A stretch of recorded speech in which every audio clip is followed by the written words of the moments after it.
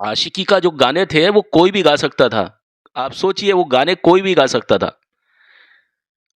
आवाज की वजह से इनाम नहीं था उसको, शायरी की वजह से इनाम था। शायरी अच्छी मिले जिस सिंगर को और जिसके ऊपर इतना ध्यान दिया जाए, वो फिल्म तो अच्छी बनेगी ना।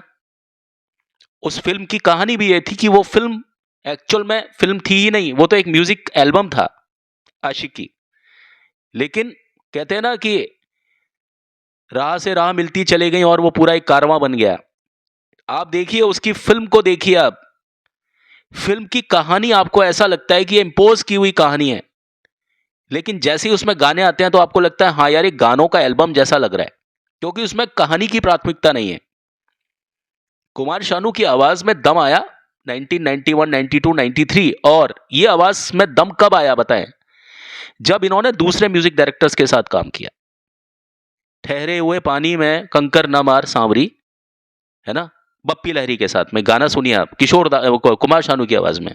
मैं कुमार शानू की इस तरह की आवाज का कायल हूं, वो आवाज की कायल नहीं हूं जो शुरू में आते थे, धीरे धीरे से मेरी जिंदगी में आना, है ना, इस तरह से वो गाने थे ना। कौन सी थी वो फिल्म जान तेरे नाम, वो गाने जो थे ना नदीम श्रवण के साथ में, वो सिर्फ एक भेड़चाल थी। वक्त था, हालात थे, कॉलेज स्टोरी थी, एक माहौल बन चुका था। हम्म उसमें कुछ गाने अच्छे थे, मैं मानता हूं। दिल का क्या कसूर के गाने थे, खता तो जब हो कि हम हाले दिल किसी से कहें, किसी को चाहते रहना कोई खता। लेकिन इसमें आप देखिए शायरी कितनी जबरदस्त है इन गानों में, आशिकी के गानों में कितनी शायरी कितनी जबरदस्त है। हमारे इंडिया में एक प्रॉब्लम क्या है कि जहां जिस गाने में शायरी अच्छी होती है, लोग बागों का ध्यान सिंगर की तरफ जाता है। लोग बाग कहते हैं सिंगर कितना अच्छा गाया। अरे भैया, वो गाना आपको क्यों पसंद आ रहा है? वो गाना आपको इसलिए पसंद आ रहा है क्योंकि उसकी लिरिकल वैल्यू है। आप सोचिए असली सिंगर कौन होता है? असली सिंगर वो होता है जो बिना शायरी के सिर्फ अपनी आवाज से, अपने अंदाज से उस गाने में रंग भर दे। इस मामले में मैं अमित कुमार को मानता हूं। इसलिए मैं अमित कुमार को मानता हूं क्योंकि अमित कुमार को कभी शब्द ही नहीं मिले, और जब शब्द मिले तो गाने उन्होंने गाए। गाने गाए, तेरे लिए सारी उम्र जागूं, मैं तो यही रब से दुआ मांगू। वो गाना था ना, याद रखेगी दुनिया, आनंद मिलिंद। और आप सोचिए, ये वो ही आपके नदीम श्रवण है जिन्होंने अमित कुमार को चांस नहीं दिया, जबकि अमित कुमार ने इनकी लाइफ का सबसे पहले गाने गाए थे। जब ये आपके अ, उदित ने, क्या नाम है ये, नदीम श्रवण, जब आशिकी से पहले करीब 14 साल से पहले से स्ट्रगल कर रहे थे। ये आशिकी कोई पहली फिल्म नहीं थी। तो जब पहली पहली बार जब ये दोनों आए थे ना, तो अमित कुमार को लेकर के इन्होंने गाना बनाया था। और अमित कुमार से इनके मिलने का जो रीजन था वो ये था कि उनके जरिए ये किशोर कुमार से मिल सके। बहुत लोगों ने अमित कुमार को इस तरह से यूटिलाइज किया, बहुत लोगों ने नजदीकी बढ़ाने के लिए। लेकिन बाद में इन्हीं नदीम श्रवण ने अमित कुमार को याद ही नहीं किया। बहुत लोगों को मेरी बात बुरी लग सकती है, कमेंट बॉक्स में गाली भी देंगे लोग, पता नहीं क्या क्या बोलेंगे। लेकिन थोड़ा सा इतिहास मुझे भी मालूम है, और कुछ चीजें आप समझते हो, देखते हो बीते वक्त के साथ में। इस चीज को समझिएगा आप लोग। मैं ना तो कुमार शानू को गलत कह रहा हूं, ना मैं टी सीरीज को गलत कह रहा हूं, बट मैं ये कह रहा हूं कि ये लोग प्रोफेशनल लोग, ये लोग कमर्शियल वैल्यू को, इसमें कुमार शानू की भी कोई गलती नहीं थी कि इन्हें टी सीरीज वालों को किसी ना किसी को बलि का बकरा बनाना था। कभी वो किसी को बलि का बकरा बनाते थे, कभी किसी को बलि का बकरा बनाते थे। गुलशन कुमार के जाने के बाद तो आप देखिए कि क्या हालत हो गई टी सीरीज की।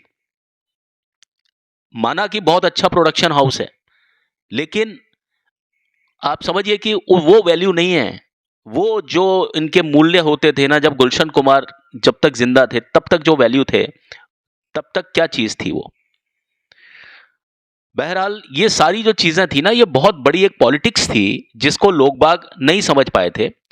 क्योंकि पॉलिटिक्स में ही पॉलिटिक्स नहीं होती है, म्यूजिक में भी पॉलिटिक्स होती है, और म्यूजिक में तो बहुत जबरदस्त पॉलिटिक्स होती है। आज की तारीख में जब सोशल मीडिया सामने, आप देखिए म्यूजिक में ही सबसे ज्यादा पॉलिटिक्स होती है। जितने भी सिंगर्स हैं आपके टैलेंट हंट के नाम पर, जो जितने लोगों का चुनाव किया जाता है, कितना चांस मिलता है उन लोगों को? या सिर्फ कुछ लोग जजेस बन करके टीआरपी के नाम पर घड़ियाली आंसू, नकली आंसू बहाते हैं, उल्टे सीधे रिमार्क करते हैं, उनको डांटते हैं। अरे अपनी आवाज तो सुधार लो पहले। पहले म्यूजिक खुद देना सीख लो, उसके बाद में किसी पर आक्षेप करना। हिमेश रेशमिया चिल्ला रहे हैं, नाक से गाने वाले इंसान दूसरों के सुरों की बात करते हैं। अन्नू मलिक कौवे जैसी आवाज का मालिक, और वो किस तरह की बात करता है ना, दूसरों की आवाज के ऊपर। मैं यहां पर अन्नू मलिक को पूरी तरह से गलत नहीं कह रहा, ना मैं हिमेश रेशमिया को कह रहा हूं, लेकिन जो वो हिमाकत करते हैं म्यूजिक शो में, वो देखने वाली चीज होती है। वो कौन से सिंगर्स हैं, उनको मैं म्यूजिक डायरेक्टर मान सकता हूं। हाँ, मैं जानता हूं कि अन्नू मलिक ने एक गाना गाया था कभी मिथुन चक्रवर्ती के लिए, जॉनी जॉनी, जॉनी का दिल तुझ पर आया जोली, तेरे लिए चढ़ जाऊं सूली। उसके बाद से उनके गानों की शुरुआत हो गई, ये काली काली आंखें। लेकिन आप बताइए, उनके गानों का जो जो वजन कितना, उनकी आवाज का वजन कितना है? हिमेश रेशम की आवाज का कितना वजन है बताइए? ये प्रोफेशनल सिंगर्स हैं क्या ये लोग? अपने म्यूजिक में तो कोई भी गा देगा। मैं तो अगर मान लो बात करता हूं किसकी, वो अदनान सामी की, अदनान सामी जैसा इतना हाई क्लास गाने वाला आदमी भी सिर्फ अपने खुद के, जहां पर उन्होंने खुद ने म्यूजिक दिया, आवाज उनकी सिर्फ उसी म्यूजिक पर चली। जो उनकी एल्बम आई थी 2001 में से पहले, 1998-99 में, जो एक बहुत अच्छी एल्बम आई थी जो उनकी, है ना। उसके बाद उन्होंने अन्नू मलिक के साथ में भी गाने बनाए। कौन सा गाना चला अदनान सामी का, उस लेवल का कौन सा गाना चला बताइए आप? तो साहब ये सारी चीजें तो अंदर की चीजें होती हैं, लेकिन ऑडियंस को अपना ध्यान लगाना चाहिए। ऑडियंस सिर्फ सुनती है लिरिकल वैल्यू। अरे लिरिकल वैल्यू के हिसाब के अलावा आप देखिए गायक की आवाज में कितना वजन है। इंटरप्रिटेशन ऑटोमेटिकली ठीक हो जाता है। अगर गानों में लिरिकल वैल्यू अच्छी है, शब्द अच्छे हैं, तो गायक को ऑलरेडी भाव आ जाता है उस चीज को गाने का। उसको ऊट पटांग दो शब्द दे रहे हो आप, मान लो किसी गायक को, और आप सोचो वो भाव से गाए। क्या भाव से गाए? छेड़ने वाले गाने दे रहे हो किसी गायक को, है ना। ओए ओए वाले गाने दे रहे हो आप किसी को, और सोच रहे हो उसमें लिरिकल वैल्यू बहुत अच्छी हो। क्या लिरिकल वैल्यू होगी बताइए आप? कुछ वैल्यू हो सकती है? नहीं हो सकती। जब वो गाना गाते हैं अमित कुमार, सनम मेरे सनम, कसम तेरी कसम, उसमें जो आवाज का फ्रिस्क है, आप देखिए उस आवाज को। सूने सांझ सवेरे, जब से है मेरे, जब से तुम गए, वो गाना था फिल्म खेल का, उसको आप सुनिए।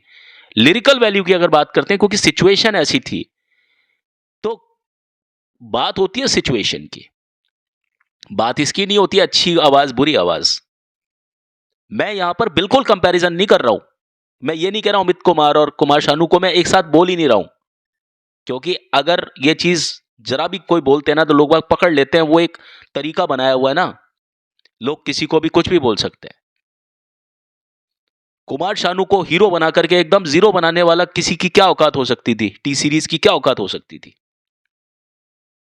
ऐसे ही टी सीरीज का पंगा चला किससे? सोनू निगम से।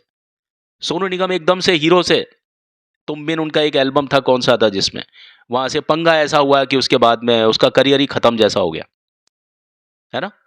ये सारी चीजें होती है। तो आपको नहीं लगता कि ये सारी चीजों का शिकार कभी अमित कुमार भी हुए होंगे?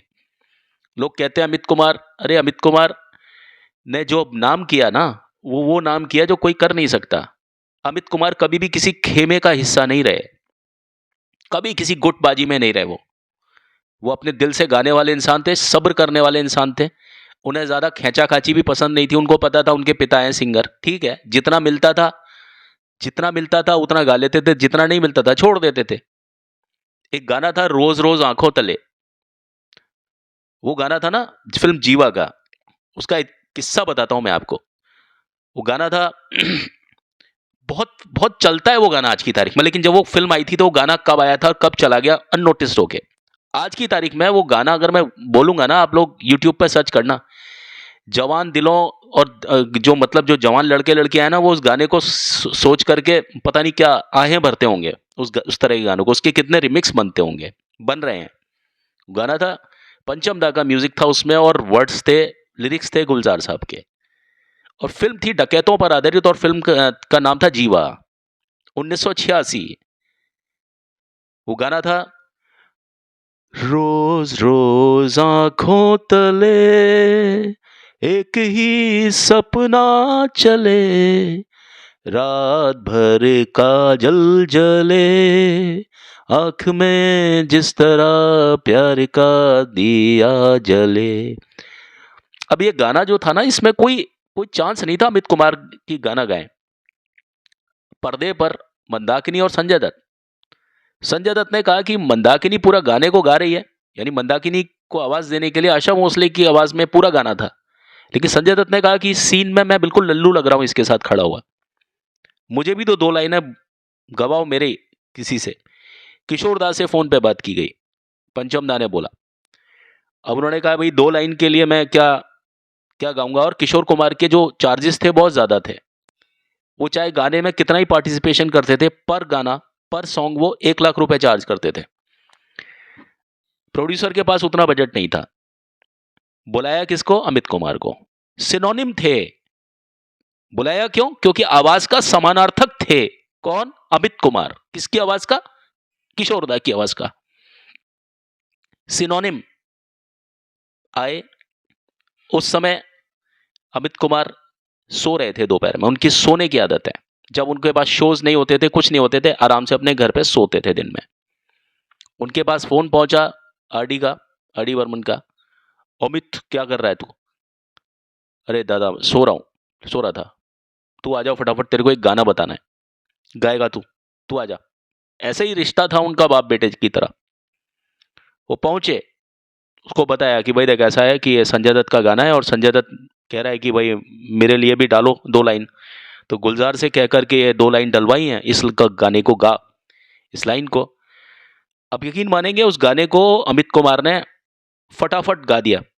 और आप उस गाने को सुनिए, अंत का जो एक छंद है वो अमित कुमार ने उस गाने को वाइंड अप किया है ना। जब से तुम्हारे नाम की मिसरी होठ लगाई है, इसके बाद में आता है ना। तो वो जो गाना है लास्ट में जो वाइंड अप करता है, वो अमित कुमार करता है। अमित कुमार शोज में बताते हैं कि मुझे पता नहीं था कि ये 2 लाइन इतनी फेमस हो जाएंगी। आज की तारीख में पूरा गाना अमित कुमार गाते हैं, और लोग बाग सीटियां बजाते हैं, तालियां बजाते हैं, जबरदस्त। क्यों बजाते हैं? क्योंकि गाने की लिरिकल वैल्यू थी। गाने की लिरिकल वैल्यू थी। गाने को कुछ क्रिएट नहीं किया गया था, बस अचानक से बुलाया, गा दिया। और आप देखिए उस गाने को संजय दत्त के ऊपर, आप देखिए तो सही। और कभी लकीर के फकीर बनने की कोशिश मत कीजिए। मैं ये तो नहीं कहता ये गाना आपने सुना नहीं होगा, बहुत लोगों ने इस गाने को सुना होगा, लेकिन इसको फिर सुनिए, आपको मजा ना आ जाए तो कम से कम इस कीमत पर तो सुनेंगे ना कि भाई वो गाना गुलजार साहब ने लिखा है।